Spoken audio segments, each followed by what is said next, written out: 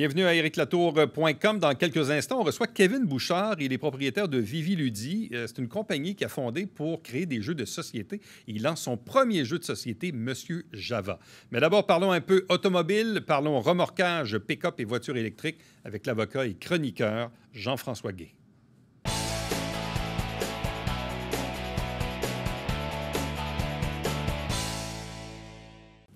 Avant la pause de l'été, parlons donc un peu automobile, véhicules électriques, parlons des pick-up électriques aussi, le remorquage, les roulottes là, cet été, avec Jean-François Guay, avocat et chroniqueur automobile. Salutations.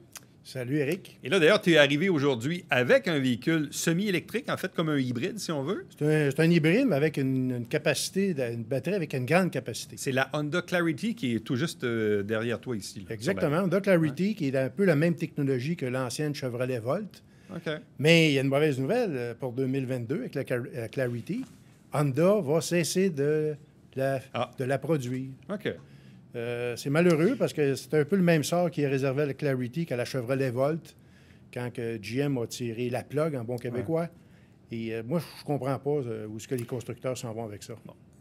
Comment ça va, les ventes de véhicules en général, puis la COVID, puis là, les histoires de puces là, aussi qu'il faudrait qu'on parle. Là. Mais bref, c'est quoi le contexte là, de l'industrie de l'automobile aujourd'hui, en juin là, 2021? C'est sûr que pendant la COVID, il y a des usines qui ont fermé pendant quelques mois. Là, toutes les activités ont reprise.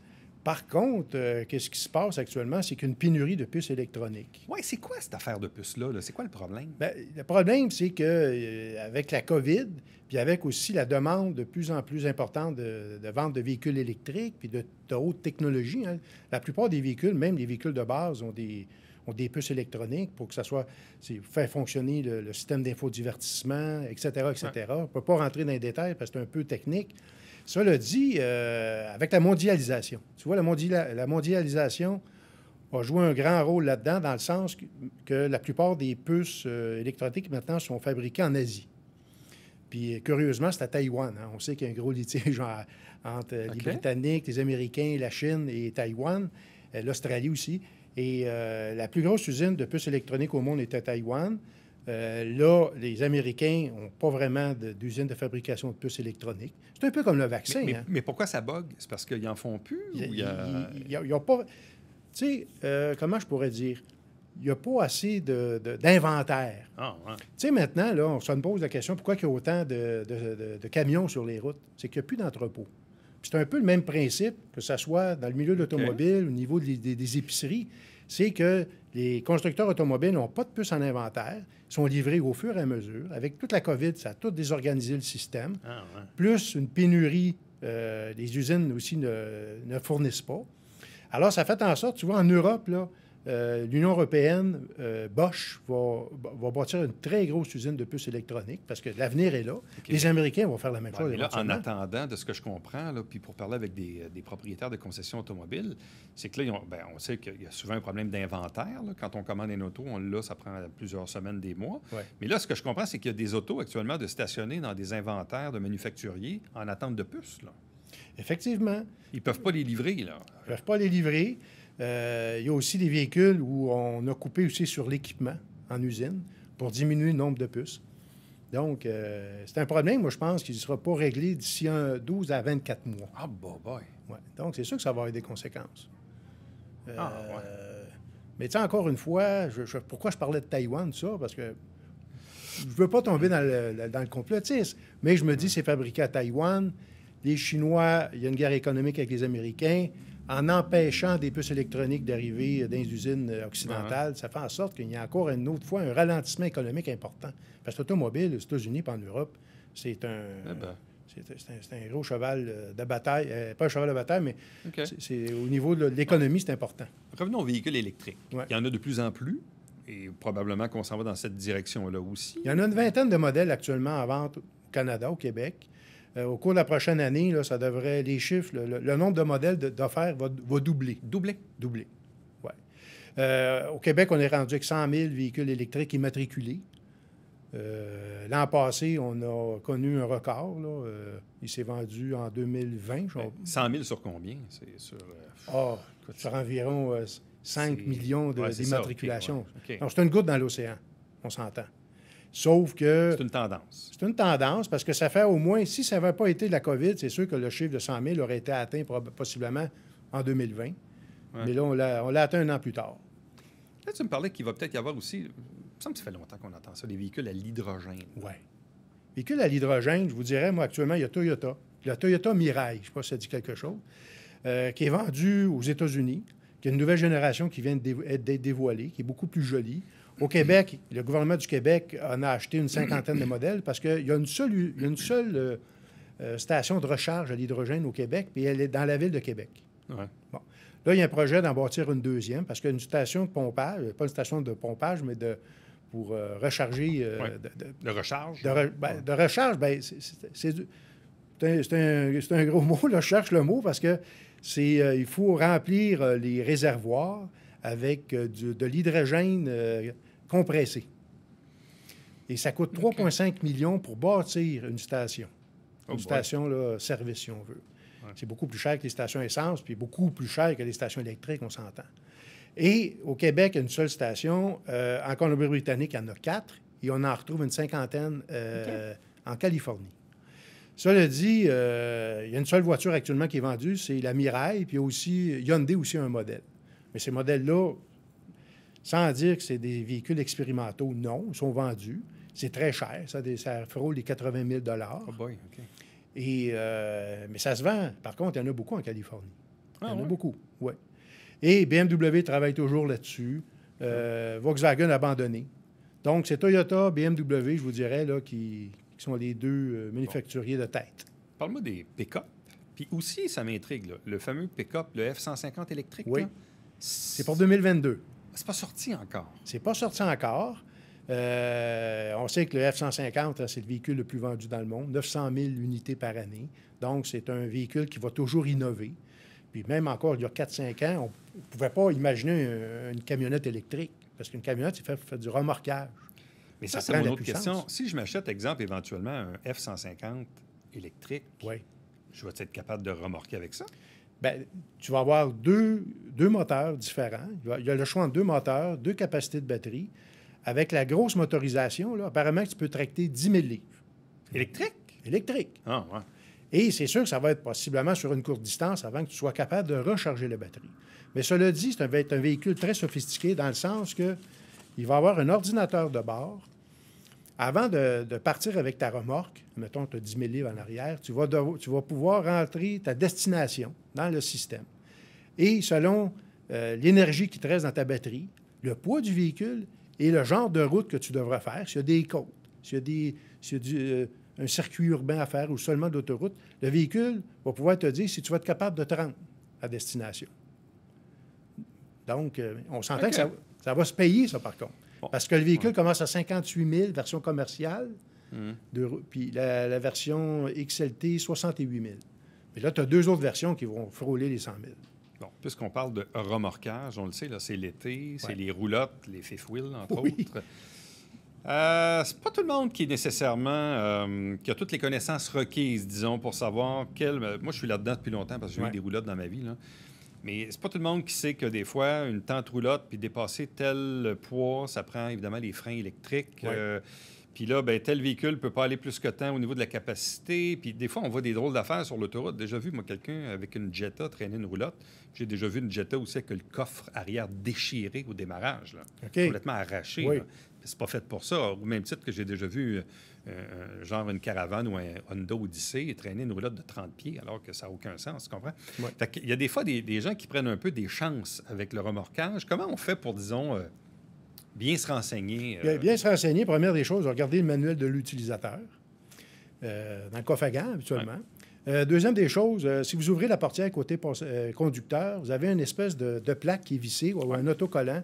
Là, vous allez avoir la capacité de remorquage ou vous allez avoir aussi la capacité que le véhicule peut tirer, c'est-à-dire le poids du véhicule, plus les passagers, plus la remorque à l'arrière.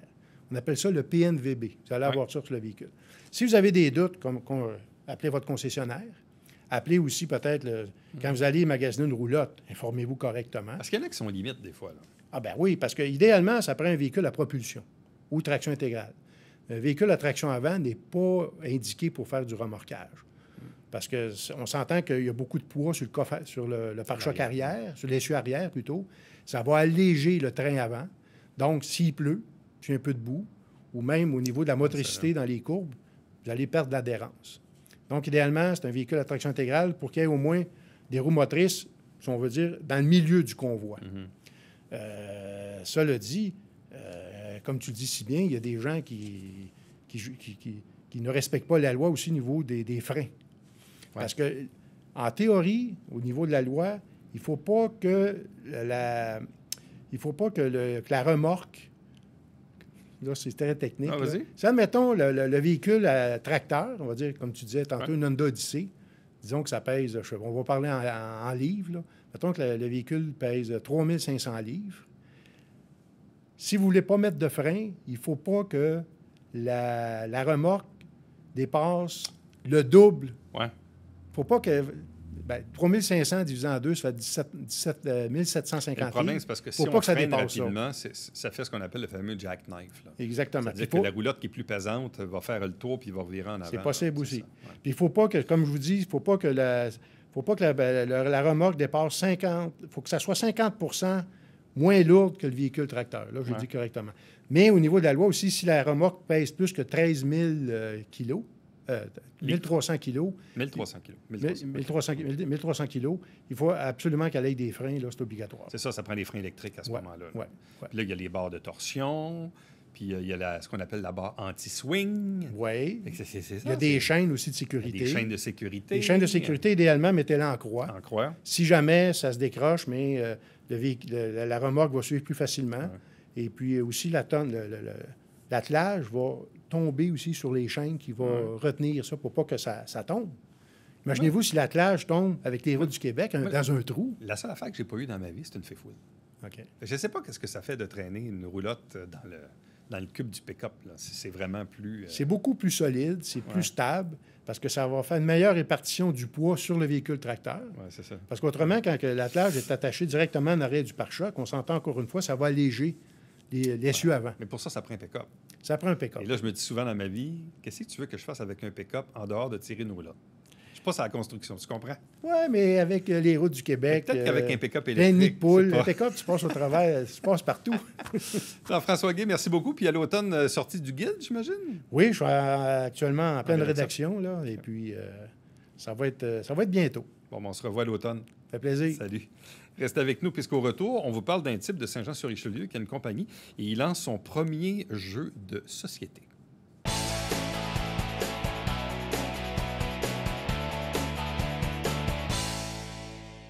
Salut, ici Alexandre Baudouin. Et François Trépanier. François, cette semaine pour la dernière de Sport Express. Notre quintuple médaillé paralympique, Aurélie Rivard, pour un show complet, Alex. Aimes-tu mon hommage à Christian Boudrian? Oui, j'adore. Et on se revoit en septembre. Bon été.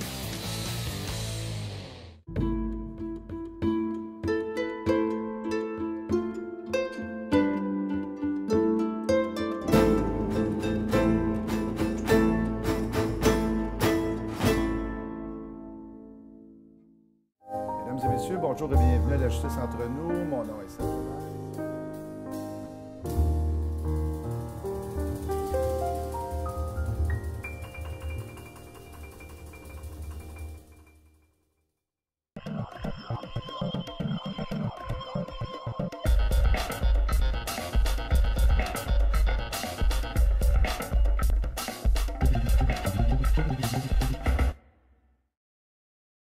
Mesdames et messieurs, bon matin et bienvenue à votre télébingo sur les ondes de télévision du Haut-Richelieu. Vous aimeriez jouer au bingo dans le confort de votre foyer? C'est possible. Tous les dimanches matins, 9h30, à la télévision du Haut-Richelieu, maintenant en haute définition au 609. Pour vous procurer les livrets du télébingo, c'est facile. Consultez la liste de nos 30 dépositaires au www.tvhr9.com.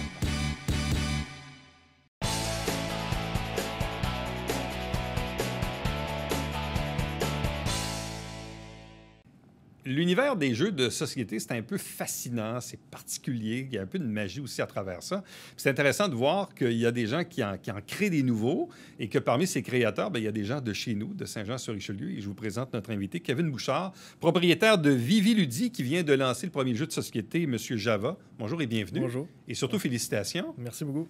Là, combien d'heures et d'années de travail là-dedans? 2 ans et demi de travail, commencé en 2019. L'hiver, rien à faire, nouveau projet. On commence, puis on fait un jeu de société. Mais l'idée est venue comment? Premièrement, est-ce qu'il fallait être un peu un passionné des jeux de société avant même de se lancer dans l'aventure? Je pense que c'est donné à n'importe qui de se lancer.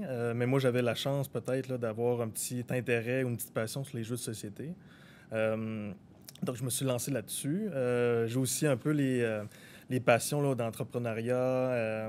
J'aime la gestion de projet. Donc, le thème de ce jeu-là est vraiment axé sur l'univers de la gestion de projet. Là. Bon, parce qu'avant même, je comprends que, évidemment, vous étiez un passionné des jeux. Mais tu sais, entre aimer jouer à des jeux de société puis décider d'en créer un, comme une marge entre les deux. Puis là, est-ce qu'on sait vraiment dans quoi on se rembarque au début? Pas du tout. Pas pantoute. Pas du tout.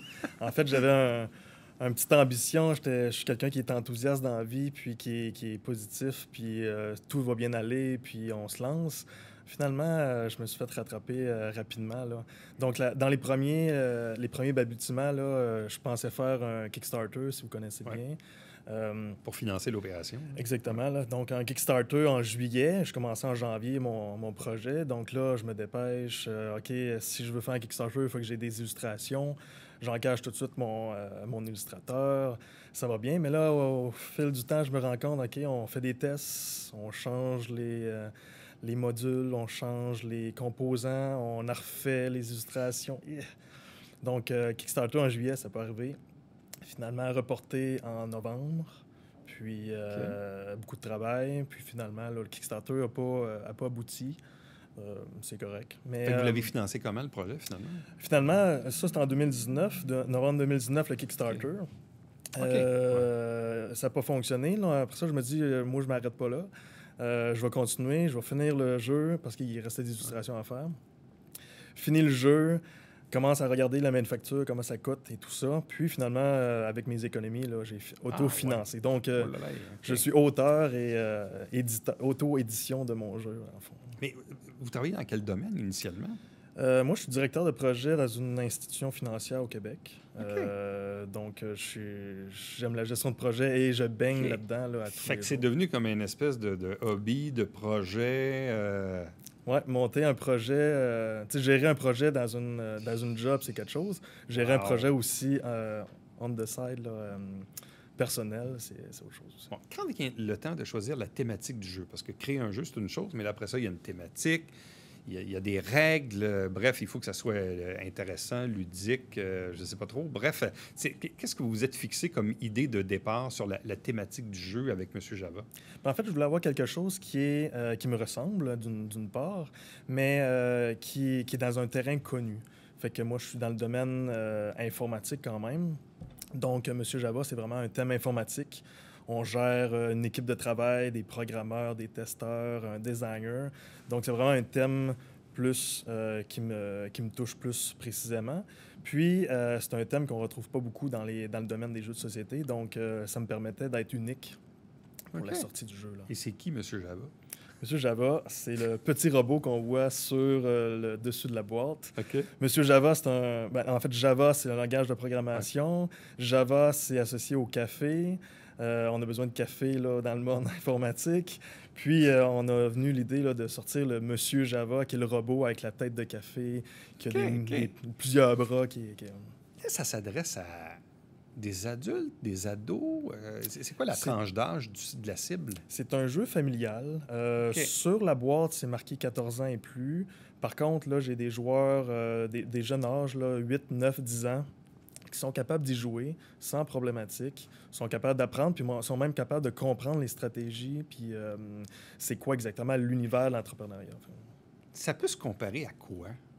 Si c'est difficile d'entrer, tu sais, mais c'est parce que évidemment, on ne ferait pas incomparable avec Monopoly là, ou avec Risk ou je ne sais pas trop, mais ça peut se comparer à quoi comme jeu pour que les gens qui aiment beaucoup les jeux de société se disent on est dans quelle tranche, dans quelle famille? Là? Ben, c'est difficile de comparer, effectivement, parce qu'il y a plusieurs, peut-être, Ouais. inspirations, mais vous y trouvez, là, dans le fond, des choix d'action.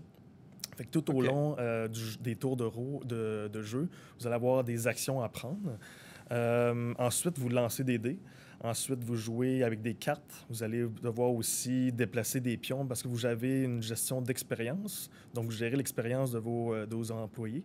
Donc, vous devez les former. Vous devez plein de choses autour de ça. Donc, c'est un peu ça les mécaniques. Donc, c'est difficile quand même de comparer vraiment telle mécanique avec tel jeu. Là. On peut jouer combien de personnes? C'est jusqu'à 4 joueurs. On peut jouer en solo. Donc, c'est 1 à 4 joueurs pour ce monsieur. Tout le monde est solo ou en équipe? Tout le monde est compétition. Puis même en solo, vous êtes en compétition contre un joueur fictif. Donc, le joueur fictif, vous mettre des bâtons dans les roues, vous amener des imprévus dans votre entreprise. Ça prend combien de temps, une partie? En fait, j'ai mis en place des tours de jeu. Donc, on peut faire 15, 20 ou 30 tours de jeu, ce qui fait de 30 minutes à 90 minutes. Donc, si vous n'avez pas beaucoup de temps, sur l'heure du midi, une petite game, là, une petite partie, ça se fait bien. Puis si vous êtes des joueurs un petit peu plus avancés, vous pouvez ajouter des modules pour vous donner un petit peu de challenge. Puis, on peut aller jusqu'à 90 minutes. Là, Bon, et dans le fond, comment on fait pour gagner, dans le fond? Qui gagne la partie au final? La personne, elle doit faire quoi pour gagner? C'est une gestion de points. Donc, vous avez plusieurs façons de faire des points au courant de la partie. L'expérience de vos employés va vous donner des points. Vous avez des cartes de projet. Sur les cartes de projet, vous avez des étoiles d'excellence. Vous pouvez avoir des points là-dessus. Vous avez de la réputation sur le marché, aussi des points en fin de partie. Puis, vous avez de l'argent. Vous avez besoin d'argent pour gérer une entreprise. Donc, l'argent aussi va vous amener des points en fin de partie. Donc, on sait jamais qui va gagner la partie jusqu'à la toute fin. On ramasse les points au cours de partie, puis c'est à la fin qu'on a la surprise qui gagne. Ça fait appel à quoi? À la stratégie, beaucoup? C'est stratégie, puis de prévoir d'avance qu'est-ce que vous allez faire. Mettons, je prends un tour de jeu, là, vous avez besoin de former vos employés. Former vos employés, ça prend de l'argent. Est-ce que vous en avez de l'argent? Vous allez devoir peut-être aller chercher investissement en bourse. Peut-être que vous allez devoir livrer des projets, avoir plus d'argent, mais vous allez peut-être former vos employés un petit peu plus tard dans les tours de jeu. Donc, vous devez gérer vraiment là, stratégiquement qu'est-ce que vous allez faire tour après tour pour vraiment là, avoir une petite idée. Là. Il y a un élément chance aussi? Un petit peu de chance par les dés. Par contre, je voulais vraiment que ce jeu-là, ça soit pas juste de la chance puis qu'on dise « Ah, ben cette personne-là a gagné. » Pas gagné parce qu'elle a été chanceuse. Elle a été chanceuse à tirer. Ouais. Donc, il y a cet élément chance, mais il y a l'événement aussi, dans le fond, en gestion de projet, si on investit plus de temps ou plus d'efforts sur un certain projet, on risque d'avoir un petit peu plus dans le fond, de bénéfices à ça. Donc, on peut investir du temps supplémentaire, puis on réduit la chance d'aider là-dessus. Donc, c'est par ce biais-là qu'il y a une certaine stratégie qu'on peut y mettre. Donc là, on a un premier jeu de société pour votre entreprise Vivi Ludi. Oui. C'est bien ça? Oui. Projet d'en faire d'autres par la suite? Je suis déjà en train de travailler sur mon deuxième. Dans le fond, si je prends Monsieur Java comme expérience, je connaissais pas l'industrie du jeu. Oui, ça, c'est mon autre question. C'est un monde, ça. Là. Donc, le thème informatique, gestion de projet, c'est quelque chose que je connais bien. Maintenant que je connais un petit peu plus l'industrie du jeu, je me lance dans un deuxième jeu qui est pas connu. C'est quelque chose qui me passionne, mais que je connais pas beaucoup, qui est la forêt boréale. Donc, vous allez être un aventurier, survie en forêt.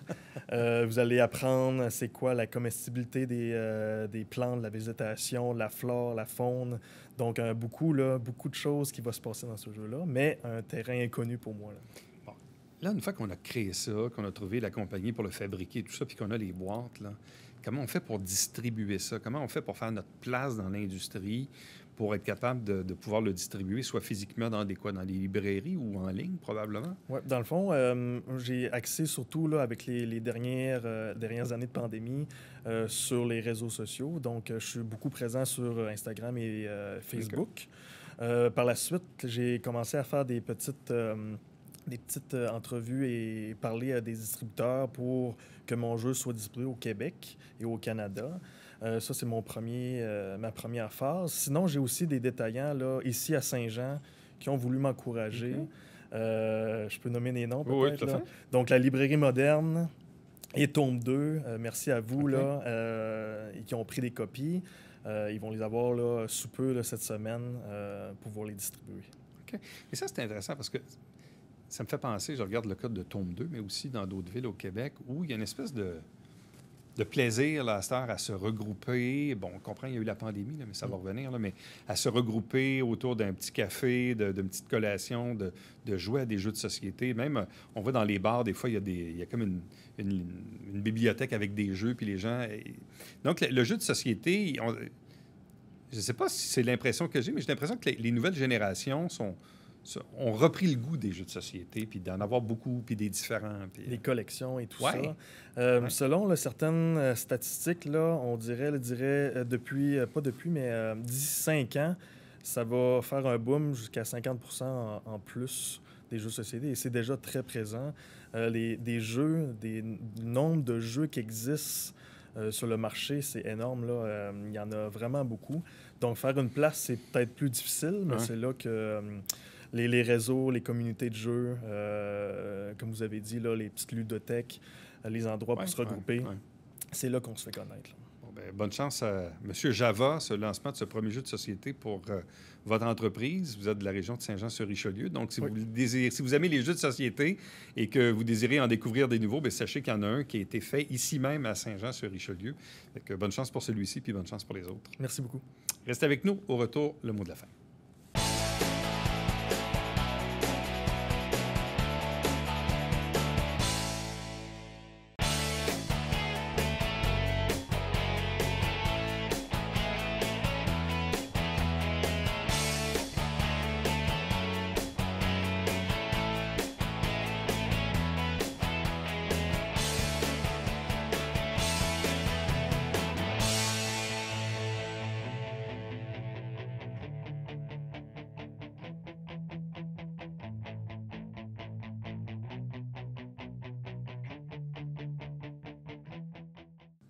La Ville de Saint-Jean-sur-Richelieu propose cet été, tout comme l'an passé, de hauts lieux d'émotion. On parle de l'Oasis du Vieux-Saint-Jean, du parc Ronald-Beauregard le long de la rivière Richelieu, de même que le domaine Trinity à Iberville. Donc, de beaux endroits à fréquenter tout au cours de l'été. Peut-être prendre quelques selfies au passage. Nous, évidemment, c'est notre dernière production de la saison avant la pause estivale. Un gros merci à l'équipe de la télévision du Richelieu et merci surtout à vous de nous écouter et de nous suivre. Et on se retrouve au mois de septembre. Il y aura des élections municipales, ça a l'air. Bon été. Bye-bye.